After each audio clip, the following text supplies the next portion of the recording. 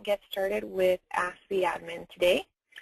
Just a couple of housekeeping items about GoToWebinar. Everyone, all the participants, I should say, are in listen-only mode right now. So if you do have a question, you'll have to raise your hand, which you can do on the webinar pane.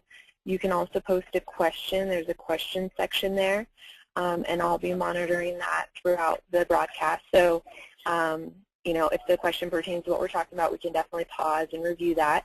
And then there is usually a few minutes at the end for just open questions if you have anything either relating to today's session or just in general. That time is free for your use, so just be aware of that. All right, so let's go ahead and get started. One thing before we move on is just put a plug-in for Kyazma Business Consulting.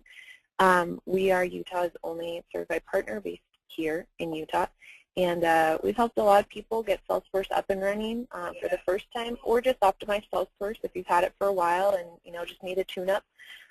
We can help you with that. If you need help with anything you see in today's webinar or just anything in general, don't hesitate to reach out with us. All of the consultants here, they really love Salesforce. All of us are certified with at least one of the certifications. And we truly value Salesforce and helping customers get a return on that investment. So without further ado, let's move into the webinar. Today we are covering email integration. Some of the options that are included, out of the box with your purchase of Salesforce, and then some other options as well for incompatible systems that are provided. And first I'm going to review those options, and then we're just going to hop into Salesforce and look at how you can set that up. Again, this is supposed to be more for Salesforce administrators, so I will be showing you how you can set it up. If you want to see it like from an end user point of view, I'll show you a little bit of that, but again, it's mainly for an administrator side of things. So we're going to start with the easiest and work our way up. The first option, and again, the easiest thing you can do, is just enable email to Salesforce. With email to Salesforce, what it does is you pretty much, every user will have a specialized email address, like email to Salesforce at a huge long number, and they will just BCC that email address for any message they want to send into Salesforce. And that's really it. So all it does is it sends your email to Salesforce. It's not a calendar or task or contact sync or anything like you would get in Salesforce to Outlook or other systems. It's just email. So I'm going to show you how you can set that up in Salesforce. I know there's a new user interface where setup is split over here. Also, it might be under your name, so just keep that in mind. The setup menu could be one of two places. So we're going to go to the setup menu. And since both options are kind of moved around with the enhanced interface, I'm just going to do a quick find up here to help everyone be on the same page. If I just type in email over here, I'm going to see email administration might be at the top or the bottom depending on your settings, and I'm going to see email to Salesforce. I could keep searching to get that a smaller list if that's helpful. And I'm going to open that up. As an administrator, super easy. You check one box and you're done. Great, now you're a rock star. You don't really have to do anything for email to Salesforce, like I said, because it's very basic. You can set up some advanced settings. This is just more for end users to kind of have some advanced security with their email, and you can usually you'll work with your IT if you need this this much advancement on your security settings, so you can ask them exactly what they would like you to do in this case. But basically, just to get it up, you check the active box and you're done.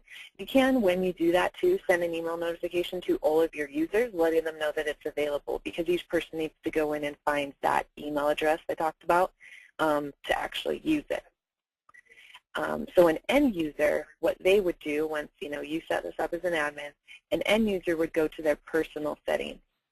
Here's where we get a few differences, whether you have the enhanced interface or not. So in the new interface where My Settings is under your name, you would go there, or in Setup, and you're going to look for My Email to Salesforce. In this instance that we're on now, it's over here. So I can open this up. It's going to be here. I could also search. I'm just going to open up email, and I'm going to see My Email to Salesforce. Now, again, this is user by user, so everyone's going to have a different address here, and this is why you need to make sure that they're doing this individually. So here is my personal one, this big long email address. Shows it 2 times. They're the same thing though. It tells you pretty much, anytime you send an email from the acceptable email addresses, you do want to make sure you define it. You can define multiple ones too. So if you have like a company email, but sometimes you still send emails out of your personal email for whatever reason, you can just add a comment and add another email address to accept emails from for this particular Salesforce account. And both will use the same email address that we see here. Also, as an end user, I'll have a few other settings as well down here to choose how exactly I want those emails to associate when they get into Salesforce. One, you can just turn off email associations in general and elect to always send them. Well, I mean, you're still sending the associations, but they're not getting contributed to records. They're just always going to unresolved items, and then you have to go in every time you sync an email and choose like what account, what contact, what opportunity does this go to.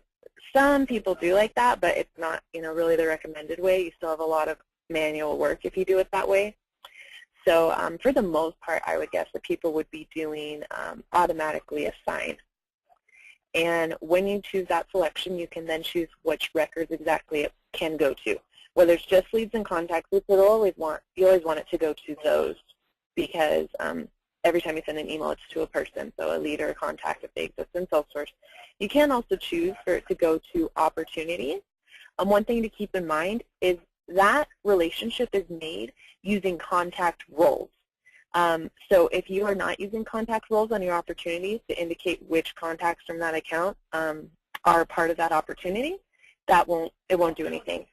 It'll get associated to the contact, but that's all. So if you are utilizing roles, it will go to any open opportunity that contact has at the time you send the email. You can turn any of these on or off. It does also ask you about duplicate records.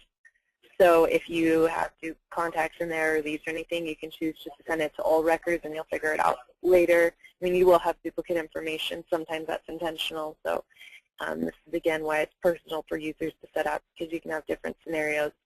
And then again, the oldest record, the record with most activity. If no matching records are found, those will go to your unresolved items, and you can also choose to create a task for those unresolved items. I personally don't really like this. A lot of people don't, because every time you send an email that doesn't get associated to someone, you get a task, and your task list can get huge, especially if you're not going in there and making sure your emails are resolved very frequently. So people will likely turn that one off, but it is an option there. You can choose to save or not save attachments. Usually you do want to save those. And then email me confirmation of association. This is checked by default, and I'll show you what it looks like, but for the most part, you'll probably turn this off after you get it up and running for a while, because what this will do is every time I send an email to Salesforce using the BCC functionality, I'm going to get an email back telling me it was successful, which is great. When I'm setting it up, I want to know that it was working without needing to go into Salesforce and verify and everything. But after a while, you can see how that would really bog down your email. So usually I'll uncheck that, but I'll show you how it works first. And then you can also exclude domains. Like I could exclude my internal domain, so anyone I'm sending to my coworkers, any emails, they don't go into Salesforce. Now, again, since you're BCCing, like every time you want to send, some people ask, well, why would you have to do this? Why not just don't BCC those emails? Sometimes what people like to do is set up an auto-forward rule. So every email that they send just automatically gets BCC'd into Salesforce, so they don't have to remember to do that. That's, if you're exclusively using that email for, work and things that associate into Salesforce. And in that case, you probably would, want to make sure that there's a rule also to stop you. You could also set up the rule, like in your email system, like when you're setting up the BCC rule, say BCC it unless to someone with my @domain in it. There's a couple of ways, but that's kind of the use case for this setting. So again, this is on an end user level, so once I get that set up, I'm going to go ahead and save, and I'd be ready to go. Just want to make sure that it says that. So what I'm going to do to actually use this, and again, this is the end user side, so I'm not going to go into it too much, but I'm going to copy that email address, and then in my email system, which I'll just bring over here, this is open live, whenever I send an email, so contact in there, I'm going to make sure that I BCC that address. Now, once I do it the first time, just depending on the email systems, you'll see it saved. So it's not too bad. It's not like you have to copy and paste and remember that all the time. Or you can set up a contact, and that will be helpful too. It just makes it a little easier. Let's go ahead and send this email to a test contact that we have. And it's usually pretty fast. Sometimes it does have a little bit of a lag, but I'll get that verification, and that lets me know that I got it already. And then also I can go to that person's record, and I can see that it's there. So one from yesterday, and then the one I just barely did. I can open it. Here's all the information. Here's the body. If I had attachments, they would be down here. I can see all the information. Like, really, this gets the job done. It's just not as automated as some of the other options we're going to look at next. So let's see where we're at now. Let's go back to this. Okay, so that was email to Salesforce. Like I said, the most basic one you can really do. The next option we have is Salesforce for Outlook. This is pretty cool if you use Outlook. It is kind of getting to the point where not a lot of people use Outlook. There are also operating system limitations, so if you use Outlook, even if it's on a Mac, this still doesn't work out. Also, your server configuration, pretty much if you're running Microsoft Exchange, it'll work. But on other systems, it doesn't always work. Like web versions of Outlook, doesn't work. And some mobile devices will work as long as you have 2013 click to run.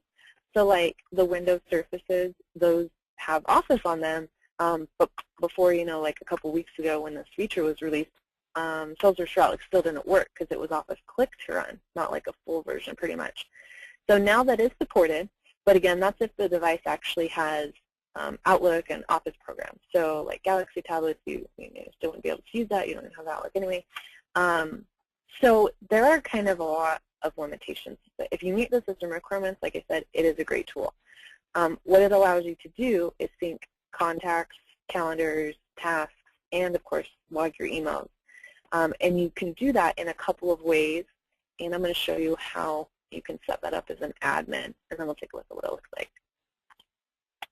So to set this up, again, let's pop over to Setup, and I'm just going to search on Outlook, and I'm going to find my Outlook configuration. So by default, there are no configurations created. So in order for this to work, you do have to create at least one Outlook configuration and assign all your users to it. You can have multiple Outlook configurations, and this is helpful. Like usually you'll have one for sales, for example, and one for customer support. Customer support would probably have create case, whereas sales would not. And maybe there's some other differences across the two, or you have even other profiles within there. That's totally fine. In this case, I just have a pretty open general configuration, and these are the settings that I have available when they open in edit mode. So you can see. So you want to make it active, of course.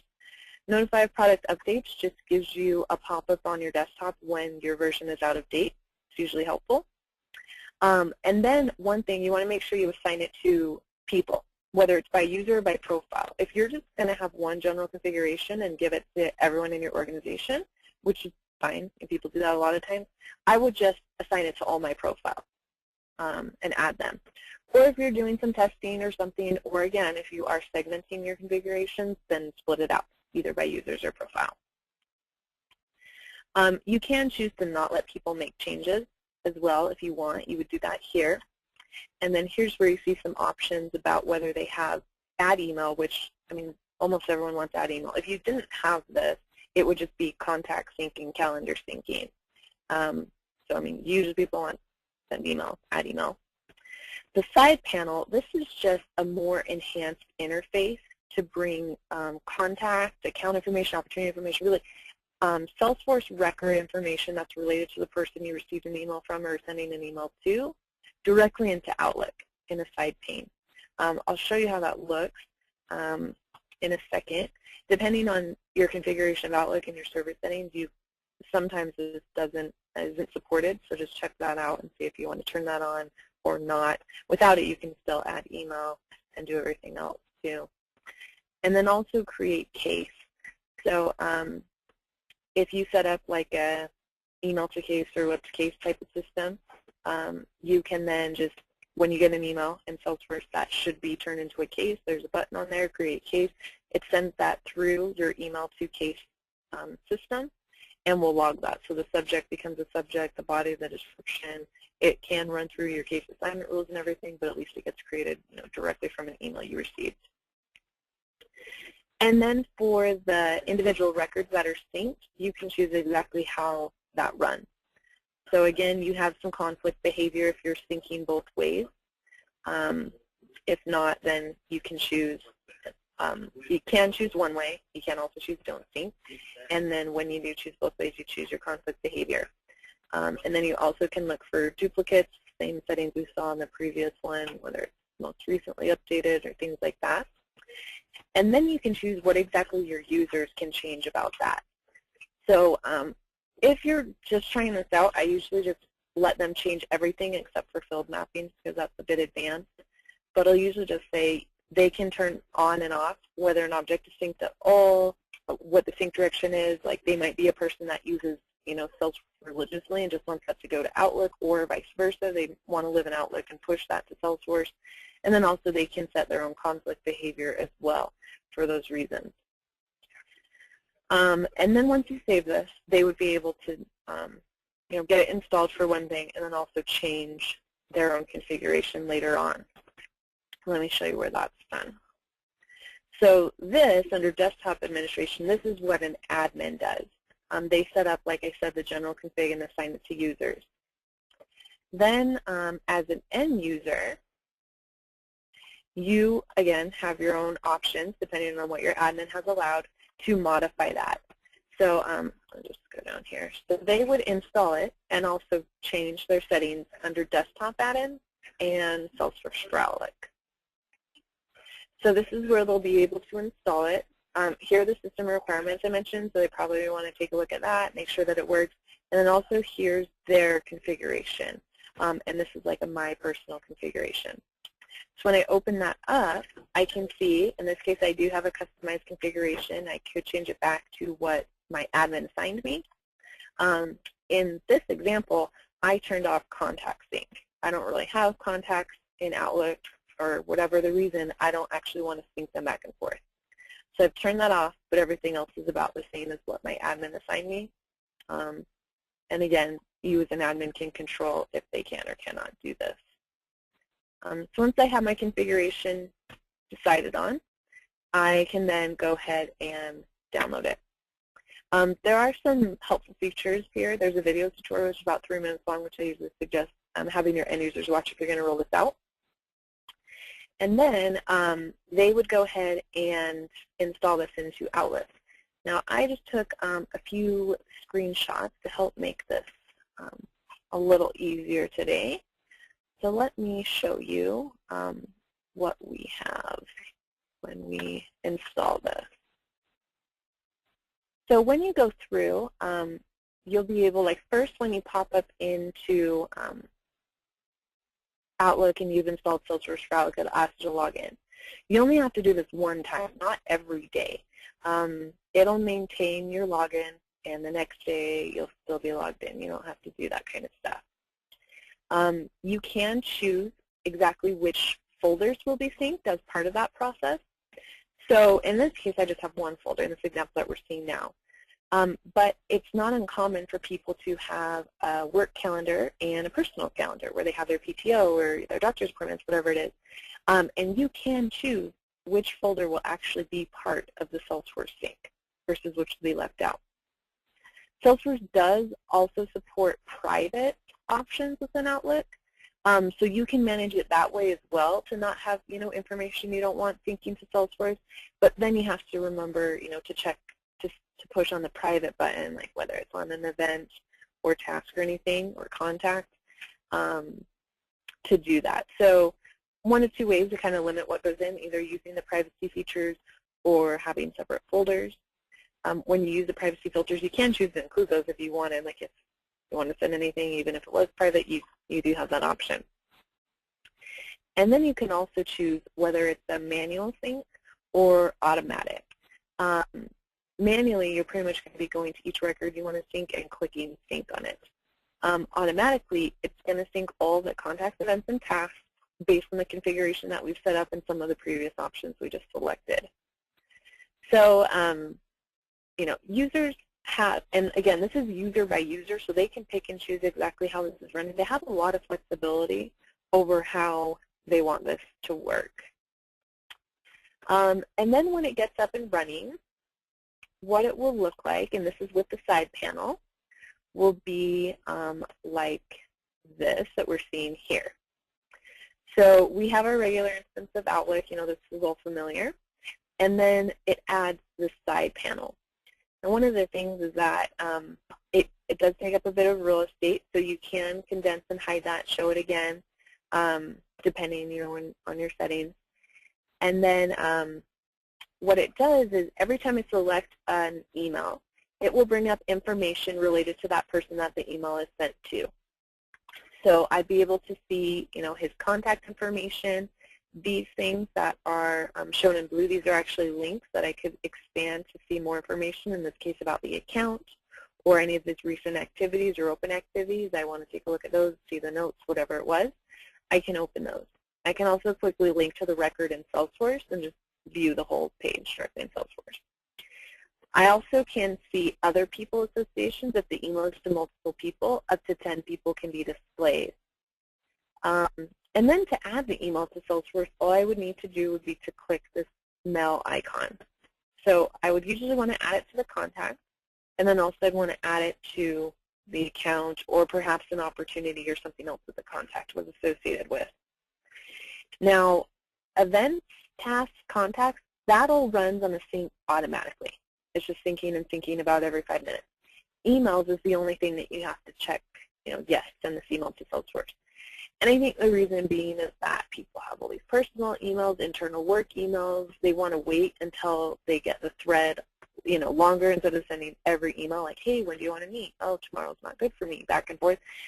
You can wait till you get to the end of the thread because it does preserve the whole chain and just send that email. So adding the email and choosing which emails, that part is a manual process. You just click the button.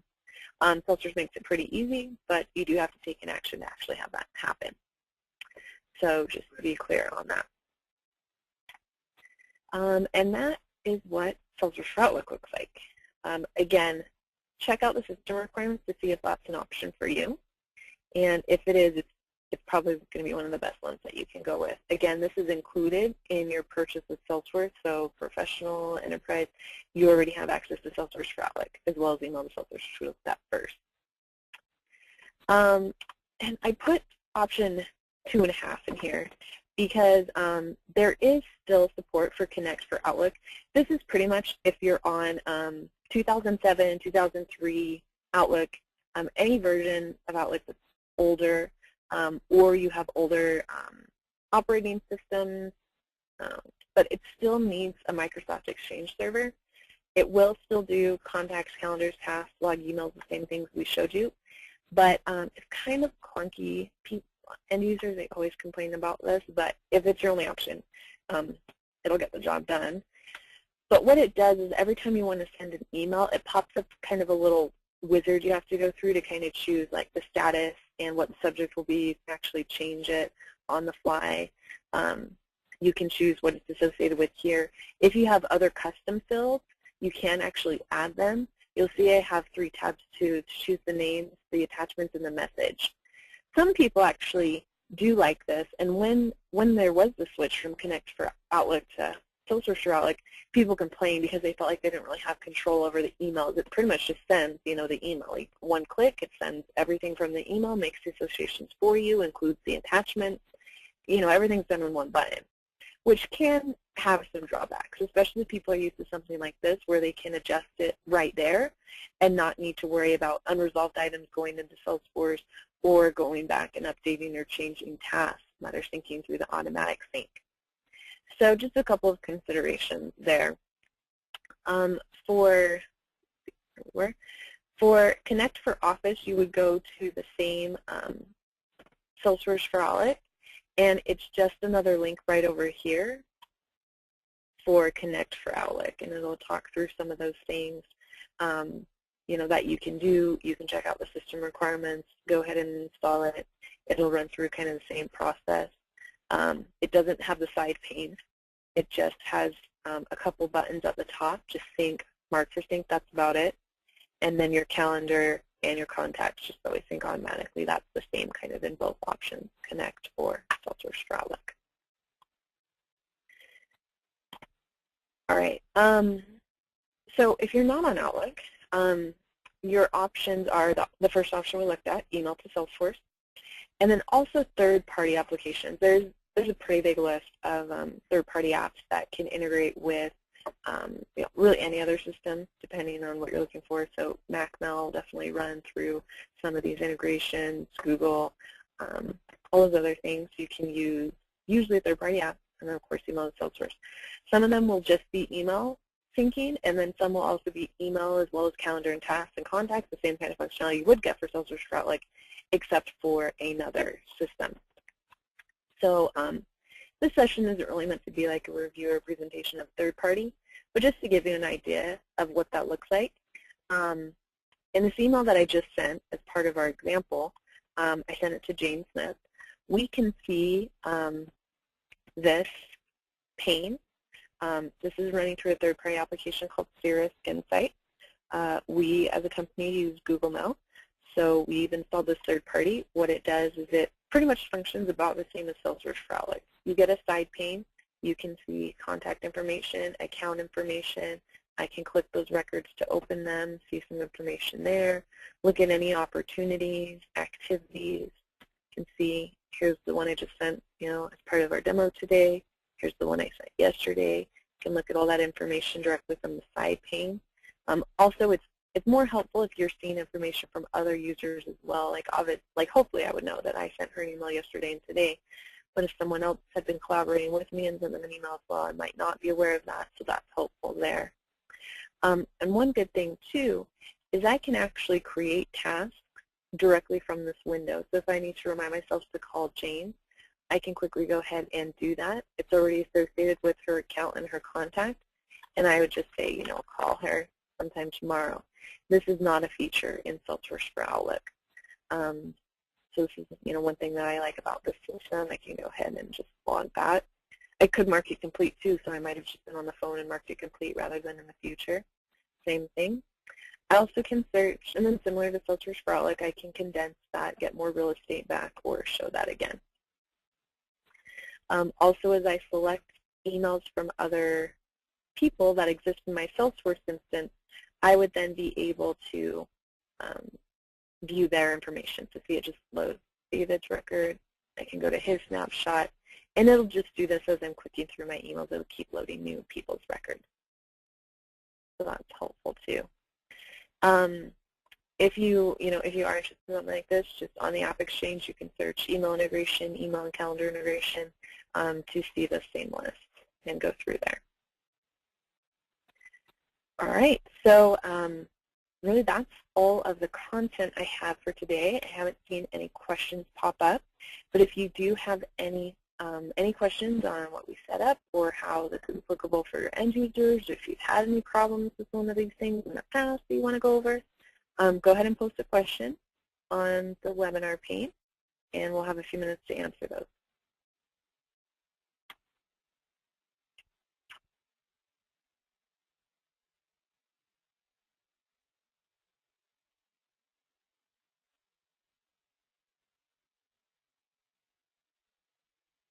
All right, it's not looking like we have any questions, so I'm going to let you guys go and get back to your Friday.